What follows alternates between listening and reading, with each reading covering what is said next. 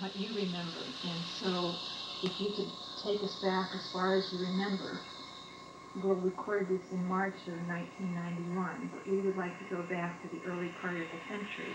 How long have you known each other?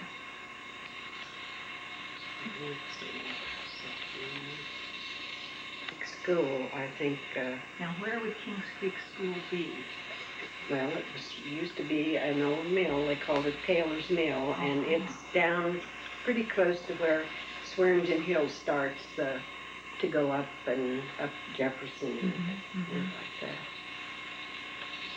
And I went down there to school. I used to go to another school, and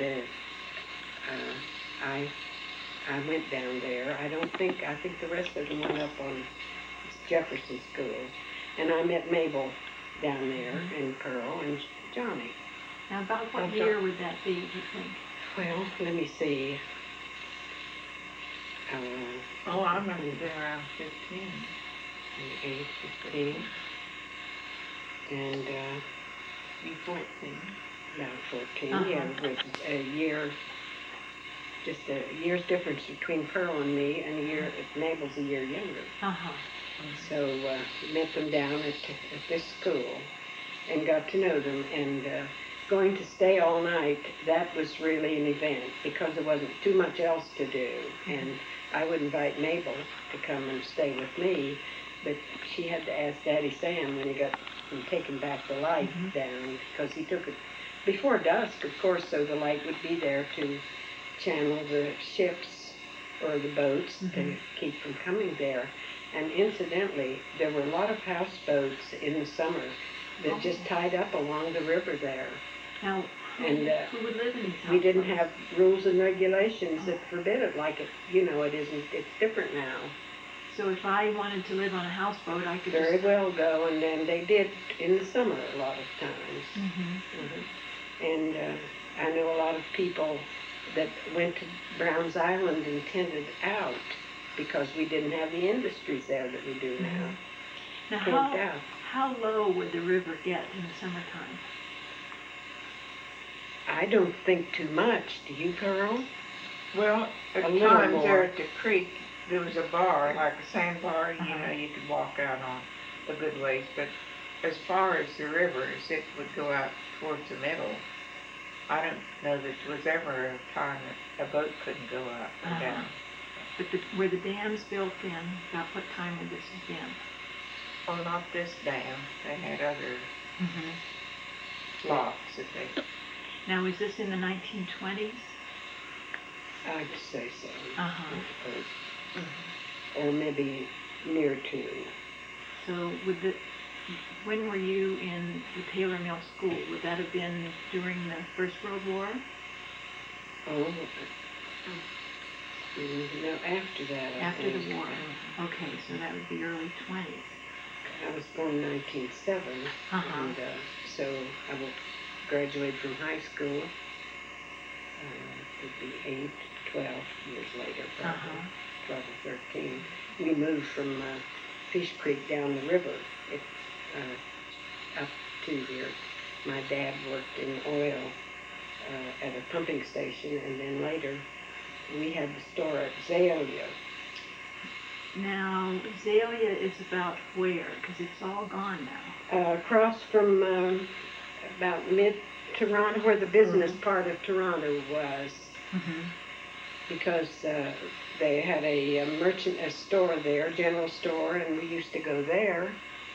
And this is Easter time now, and I'm thinking of her mother always had to have a hat, new hat, and we did, and we went over to Hattie Daniels' hat shop in Toronto every Easter.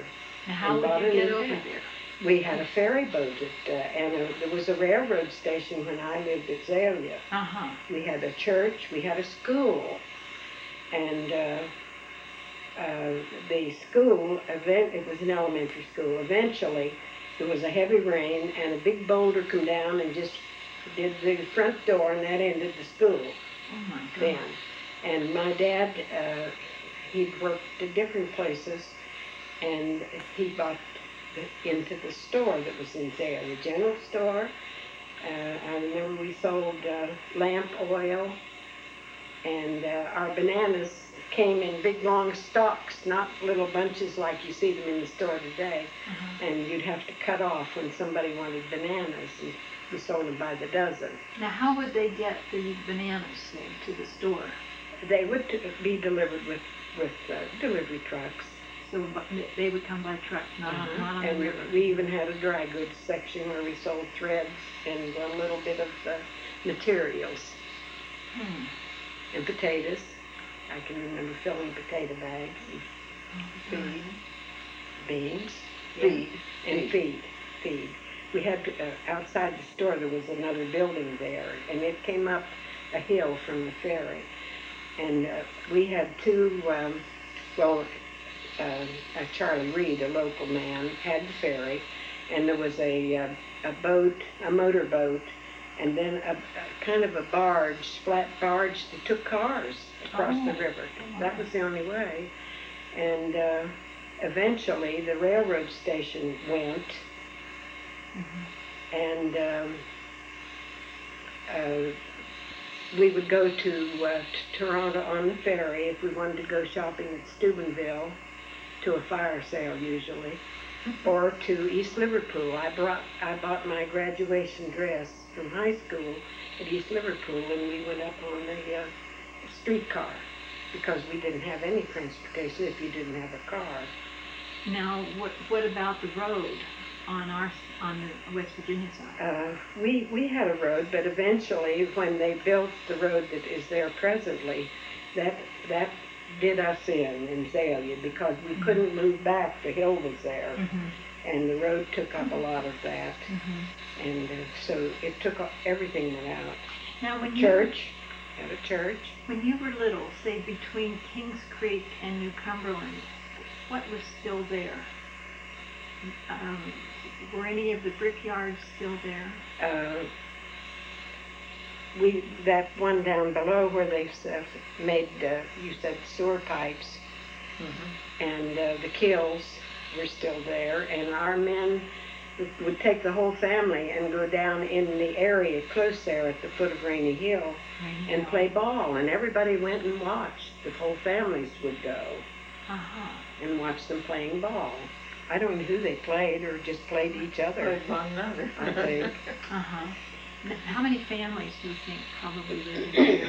Well, because it's so empty now. There's nothing I'm there. the only house from Kings Creek. Well, there were houses above the road even. You remember Herman Wright and his wife, and Verna and Francis lived there. Mrs. Davis had a store. There was two houses. Yes. Three houses there. And DeVos lived in one, and we lived in one that was called the Anderson property. There was two big double houses. We lived in one, and Davises lived in the other. Now, would that have originally been Anderson's Landing? That was part of it. Okay. now I don't recall Anderson's Landing, and Carl reminded me about it, so I came to Zalia later. Okay, and then when we go up farther, I remember Maggie and John Keenan. Oh, yes. And Always very friendly, and came out and spoke to you. And they had a cow, Yes. and we would go up and get milk. Well, you had a cow, too, one time there on the corner where you lived. Yeah. My mother and dad. Yeah, mother and dad. Now tell me about, Pearl, tell me about living, what did you call Kings Creek? Did you call it Kings Creek? And when did you come to live there? Well, I was 14 years old. So I'm 85. Figure it out. It's easy to tell how old I am. Because I went to school my last year up at Kings Creek, Taylor's Mill. Taylor's Mill. Okay. And Johnny, Johnny was just a baby when we moved there, and so was Bunny. Bunny was just a baby, about 2 or 3 months old. And what was it like to to live? You were asking me about whether or not we had water, and I was vague about it because I don't really remember. So you had to get water? We carried our drinking water from the common house, and the water we washed clothes with out of the creek. All right. And the creek was clean then? Sam and Ellie Vincent were. No, start with that. What's your mother's name? Well, now, you can wait just a second. Have you started now? Okay, tell me who your parents were. Well, my father was Samuel Vincent, and he was born in Leatrot, West Virginia. And my mother was Ella Canner, and she was born at Millwood, West Virginia. One was Jackson County, one was Mason County. And they met somehow, I didn't know about that, and was married, and then my father came up here and worked on farms out in the country, and my mother came.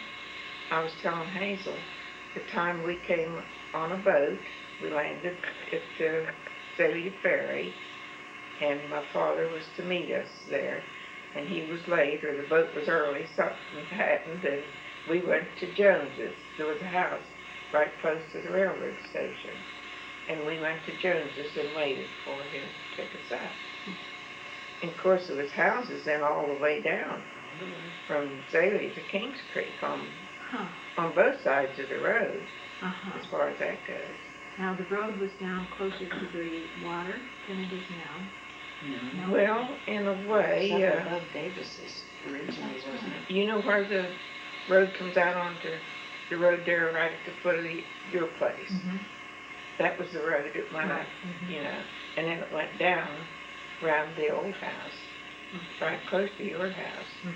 Your front door was right on the road, Yeah. Where we play croquet now. Yeah, That's what I tell people, that was the road. Okay. And what condition was the road in? How did you get from Jones's to your house? Well, probably my dad had a horse and buggy or wagon. I'm sure that's the way it was, horse and buggy. Because there's no cars at that time. Or we never had one. In fact, I must have been 20 years old before we ever had a car. Now, when you got home, or to where Sam lived, was that the little house? You mean down at Kings? Okay. And tell me what you remember of the house and walking to school and things like that.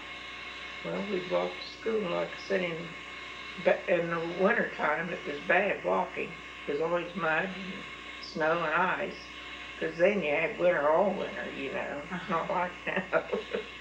When you go to snow, it stayed on all winter. Yeah. Really? Yeah. That's amazing.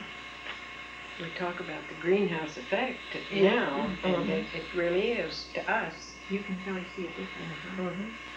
And like heat, we had grates to start with, and then finally we got one of those heating stoves.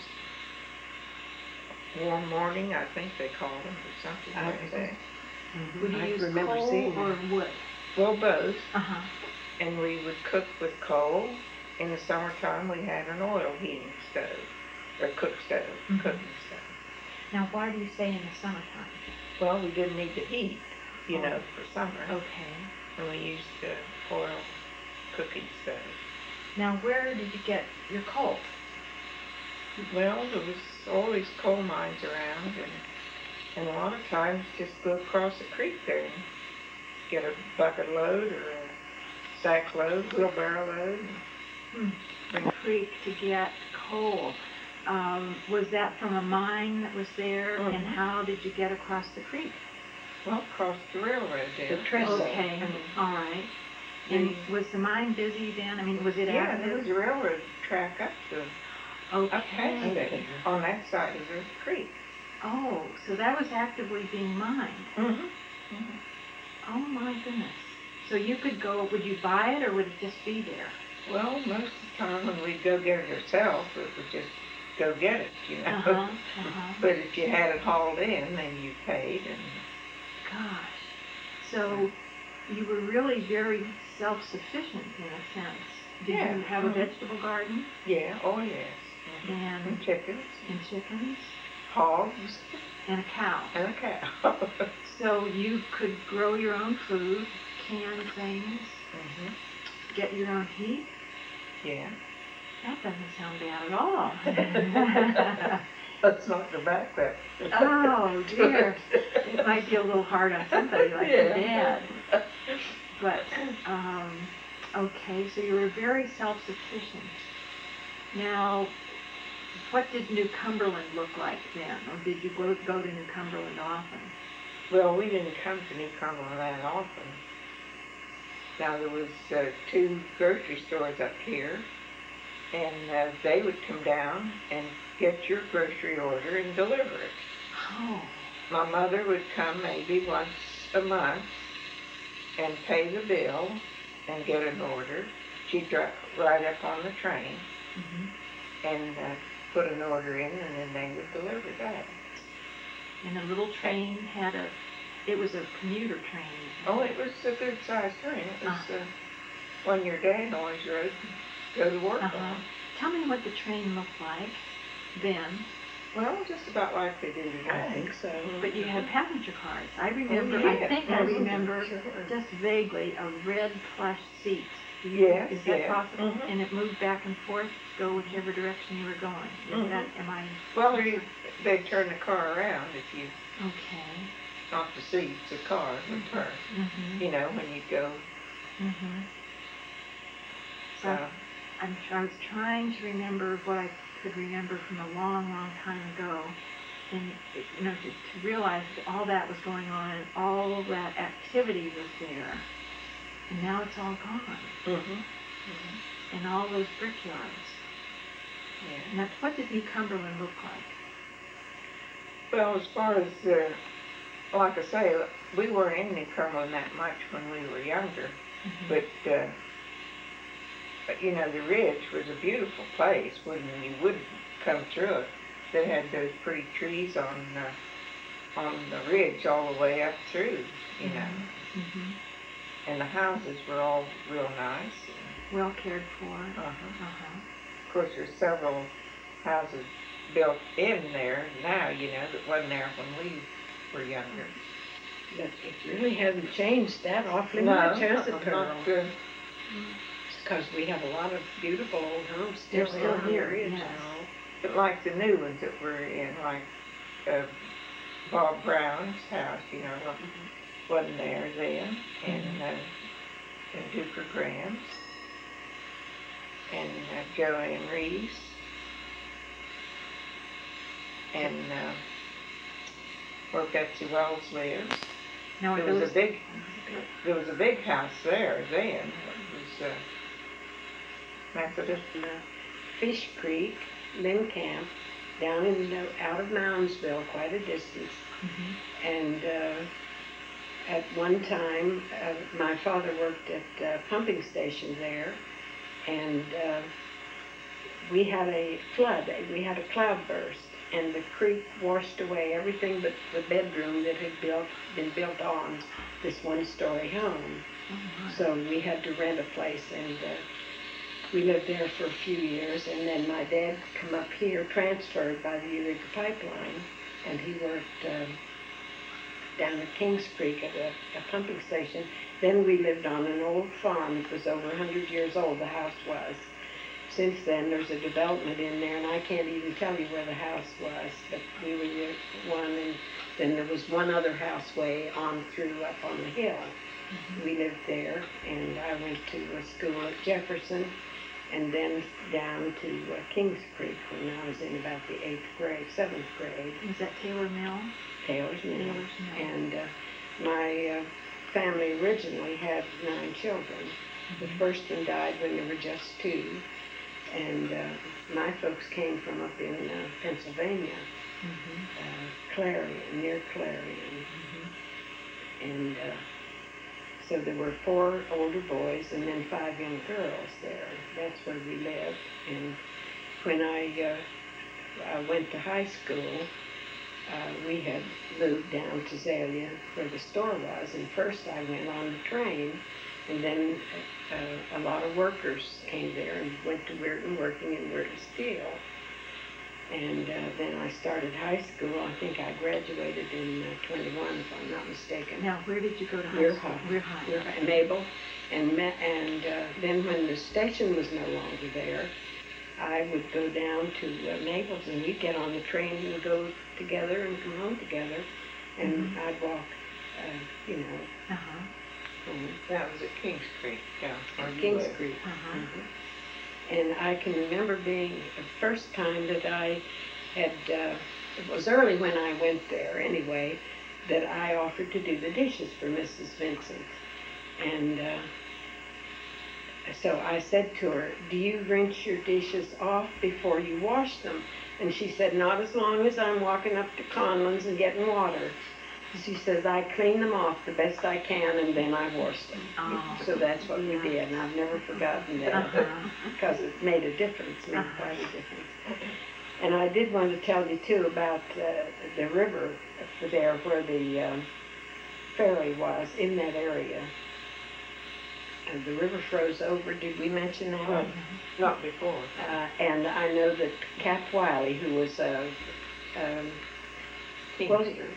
teamster, drove his team of horses on the ice, and we were all there hoping that the ice would.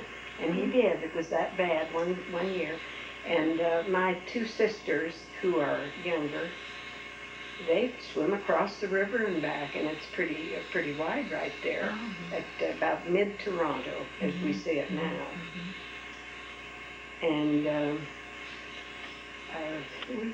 I went then the 4 years down to high school. And one day Mabel and I played hooky one afternoon. My sister-in-law lived she'd married an older brother who had died of mine. And we went there and spent the afternoon with her. Well, they never marked us absent on our report card, so we decided that wasn't worth it. You know, if they didn't miss us, we'd just keep going. So we never played hooky again. It cured us. And then I graduated from Weirton High. Mabel she had quit, I think, junior, maybe junior. And but I rode the train and got on the train right just toward your house from the trestle. It stopped there, and I'd walk home. Now, what was the road like? What was the composition of the road? Well, cars went. We had cars and all, but it wasn't wide like they finally made it and cleared out everything, the houses and all. And I asked Pearl why they called that place Zalia, which is an odd name. And she couldn't tell me, and I don't know, and I wish I did. I don't know if it was called that when we lived there. And we told you the industry's there. And when that quit, why, it just was the end of it. And eventually there was no ferry boat. And we moved into Weirton later. My father got a job in the mill as a carpenter in the mill. About what year would that have been?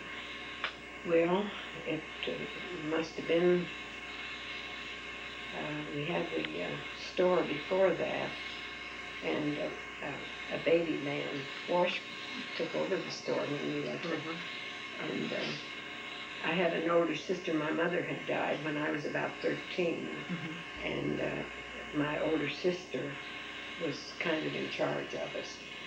And she married, and we just kind of looked after ourselves then when my father was still living.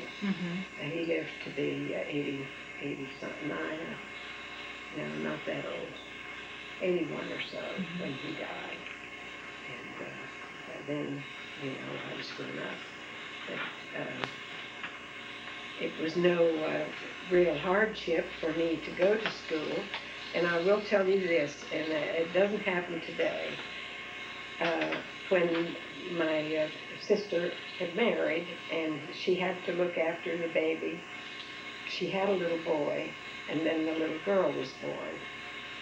And I just, she had to take care of the store too because my father still worked, or my dad. And I just felt that the baby wasn't getting proper attention. And in my junior year, I had to quit midterm and look after the house and the baby and help in the store too. And so that summer, after school was out in my junior year, the superintendent of schools, Mr. W.D. Johnston, you remember him, he came out to the store and he said, we'd like for you to come back to school in your senior year. And I said to him, well, I hate to do that because we all like to graduate with our own class group, and I didn't want to be a year behind.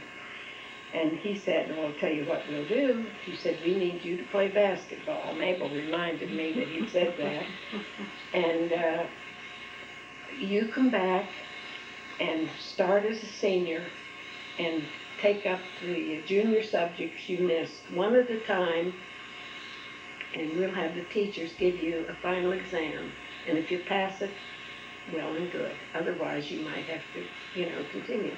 And I did. I passed each subject as I could. I'd go to the teacher and say, I'm ready to take my exam. Well, I don't know whether they gave me easy ones or not, but I made it. And then graduated with my class in 1921. And there were 19 of us graduated, and now there's about 300. The fact there were 19 probably helped to have more attention. I'll tell you, the mill then, the boys would drop out about the sophomore year. They were of age and go to work in the mill. We lost a lot of our classmates that way, boys. Now, what happened to these young men if they didn't continue with their education? They worked in the mill. But did they make really good wages? Well, for them it would have been, and money meant so much more in those days than it does today. So that happened, and they just continued working in the mill, married, and had their families. So their schooling stopped there. A number of them that I can remember. John Ridker was one, remember? And I said that I graduated with him from high school. He reminded me he quit when he was a sophomore and worked in the mill. Oh, that'd be hard. Now, their children then probably, did they feel that their children should then for sure finish high school and college? Because we have a lot of kids now that are in the professional classes whose parents live and work in the mill.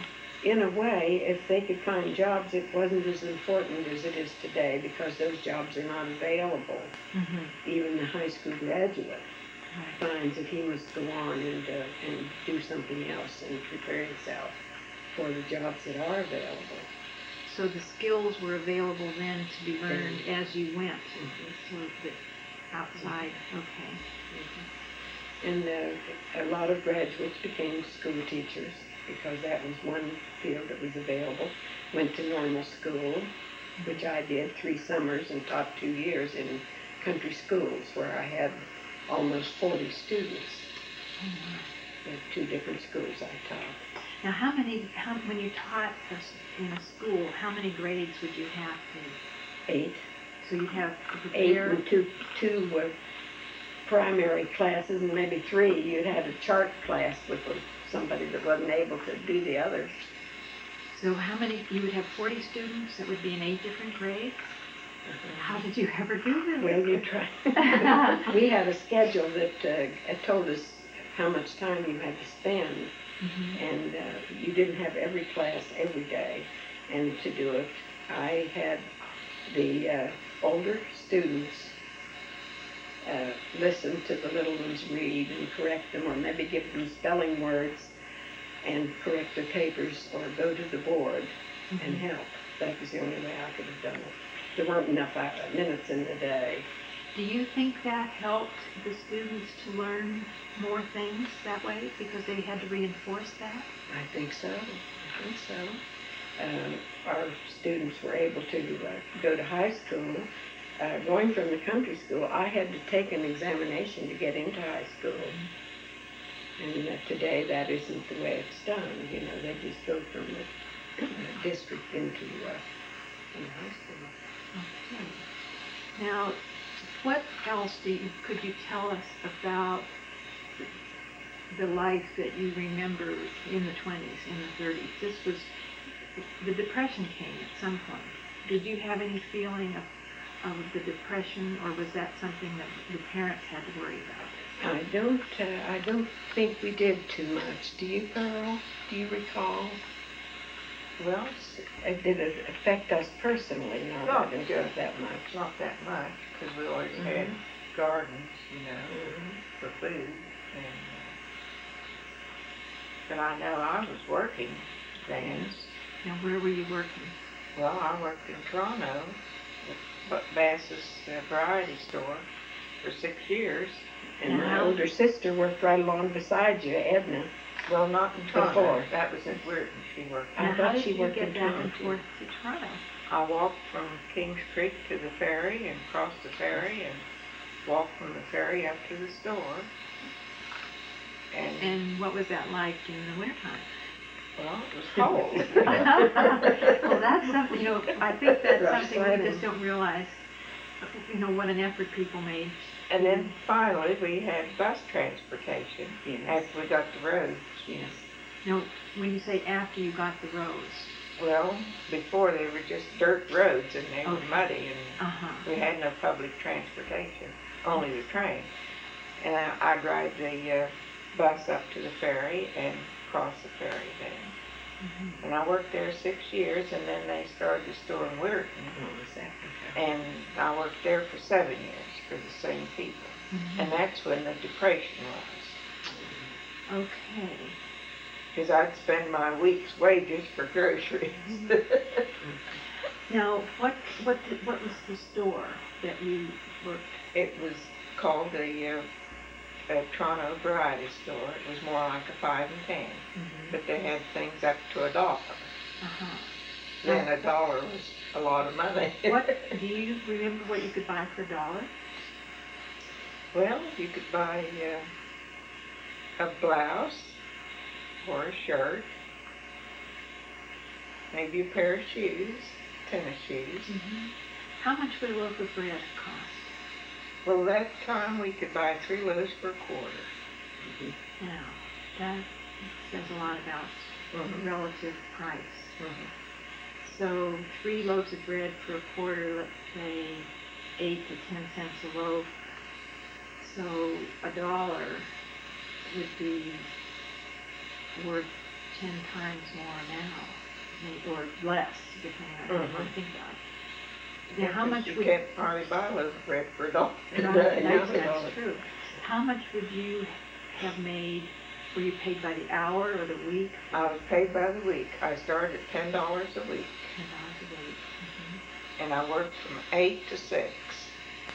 So you had to be there at 8 o'clock. And you quit at 6. And how much time did you have for lunch? About a half hour. And no breaks for... No breaks. You didn't get coffee breaks. Now, what kind of benefits did you have? None. Were there any health None. benefits, anything like that? What happened if you got sick? Well, you just stayed at home. And you didn't get any wages for it. And where would you go to the doctor, and where would you go to the hospital? Where did you Well, go? I never heard of a hospital then, but Dr. McCullough and Dr. Casey in Toronto was our doctors. Oh, my. And they would come to the house. Across the river. My dad would go get them. Oh, my. That's no telephone. Okay, this is something I haven't thought. In the skiff, he always had a boat, and he'd row across the river and get it. And get the doctor. And then after the roads were passable, that you could get from Kings Creek to Weirton, by Dr. Swartz was our doctor. And in the wintertime, when the roads were bad, he would drive the train up from Weirton and walk back. Find a doctor to do that today. Oh, now about what time would that have been? 1930? Well, let's before see. Now, 1930? he would come to see Johnny because Johnny was always sick. And that Johnny would be about maybe 8 or 10 years old. That'd be about 60 years ago. So that's in the 30s. And the doctor would come on the train in bad weather and walk back. Walk back. Oh my goodness.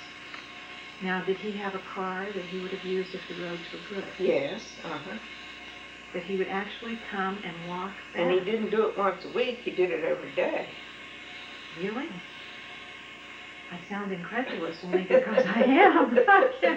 And Johnny was sick, he had pneumonia, and he came every day till he was improved. And your mom took care of him, and there was no thought of a hospital. There was no hospital. That is amazing. I suppose the Gill Hospital was the only one around at that time. And that was in Steubenville. And that would have been very expensive. And there was no hospital benefits of any sort for anybody. So going to the hospital was simply not an option. No. I might add there, Dr. Davis was in Weirton, and a bunch of us, one of our amusements was, in the wintertime anyway, was to get together and build a bonfire. The older ones, some of them were even couples that were dating, and we'd be around, we'd sled ride, and we lived on the farm, and there was a big hill there, and went down it, and I was on one, and there were several of us on a bobsled. And when I got to the fire, well, it was cold, your hands were cold. I had on gloves, not mittens, but gloves. And I looked down, and my finger was hanging there, from this joint. I took my glove off because it was torn, and I'd gotten under the sled. And Dr. Davis, my dad called him, must have been 9 o'clock at night. He came out, and I'll never forget the big round needle that he used, and my dad held me on his lap, and he sutured that at night, and you see it's nothing bad. And doctor today do that. And you can move that? Oh yeah, I never had any problem with it, but you can see it almost tore it off. I couldn't believe it because it was cold, I didn't feel it. But no, that was one. I did forget to tell you too, when I taught the school those 2 years at different schools, I made $100 a month, period. Wow. No health benefits. And no homeroom person to help you with the children like they have today either. Oh my goodness. So tell me about, like, you were talking about amusements. No television, no radio. Radio? We had phonographs and records finally coming in there, remember? But you had good fun things that you did as groups. We played hide and seek. And spin the bottle. Remember Davis had a party in post office? All right. Have your own little soap opera. Spin the bottle, I suppose, and some of the rest of it. Isn't that marvelous? Oh, I want to thank you very much. Is there anything else you think of that you would like to tell us? Davis has had a player piano in later years, Yes. you know, and they were great singers, so that was a lot of entertainment too. That was every night. Really? Would you go up to Davis's house? Because we lived right close at that time. Is that one of the Davises? Tucker? And I went to nurses training then after teaching school in Washington, Pennsylvania. Okay. And completed my work there. Then I was an Army nurse. You were an Army World War nurse? II. In World War II? Where were you in World War II? I went to Louisiana. They did a little war in Pennsylvania. Their quota was filled, and I went to Louisiana for 6 months, and then went to Hawaii for a couple of years, and then I went to Guam, and I had a hospital on Tinian Island. Those are the Marianas. I know where that is. Do you? Because I was in high school during that war, and my friends were here. Well, that's where I was. Yes.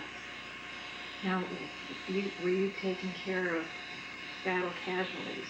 No, we were general. I was a station hospital on Tinian. In Guam, I was in the office as a chief nurse, but not the principal chief nurse. And then I got taken over there when one of the nurses retired. And so that was it. A field hospital was where the nurses were close to the battle. The only thing we had to worry about the possibility of Japanese people being still on Tinian and Guam. So this was after the war by then? No, the bomb was dropped while I was there. Oh, it was? Did you have any idea of the magnitude of what had happened in that bombing? No, one of my nurses had a brother that went on the Enola Gay, the one that dropped the bomb. And he came to see her, and he told her something big's going to happen. I can't tell you about it. And he kissed her, and he said, well, I hope to be back. And he went on the mission, and then the war was over then, and I left there then after the war was over. Did you have any sense of the magnitude of that bomb and what it did? I mean, what it changed it made? No. My husband was a corporal. He visited a burn patient in the hospital, and I was the only major female on the island of Tinian. And he remembered me visiting this patient who was burned from his outfit. And he was there and worked on the bomb. He was a corporal, which I wouldn't have dated him had I known he was from Steubenville. I didn't date enlisted men. And so we come back, and her sister said to me, there's somebody you got to meet in Steubenville. She said, he's not anybody you'd want to marry, but he's a lot of fun. And we met, and we did marry then. At Naval. Put us together. Isn't that wonderful? Well, I want to thank you for sharing all these things with us. This is just most Well, but first, I'd like to tell you the prettiest spot in the world is down the road on Route 2 near Valentine's old place. It's about halfway down the river, and the river has the hills. Of course, we couldn't expand, and Zalia died, but Ohio had plenty of back room that they could expand. And it's like the river's going down here, there's hills on both sides, and one in front, the way the hills are layered, and it looks like the river's running into the hill. Okay. You watch it, it's about midway down that. Isn't that beautiful? Beautiful. And to me, that is the most beautiful place in the whole world. And I'm so glad I was brought up around a river and water, because without it, out in Indiana, my daughter-in-law lived out there, and I visited flat cornfields, wheat fields, and whatever. No water, No water. no streams. I'll have to make a point of going to see that. Anything else you want to tell us? Well, we've been good friends for years. We don't see as much of each other now as we used to. And Mabel and I were pretty much buddies, of course, when she married and I was away then. But we managed to get together, and she'll be back soon, and I'll get to see her again. All right. She's in California now. Well, thank you very much.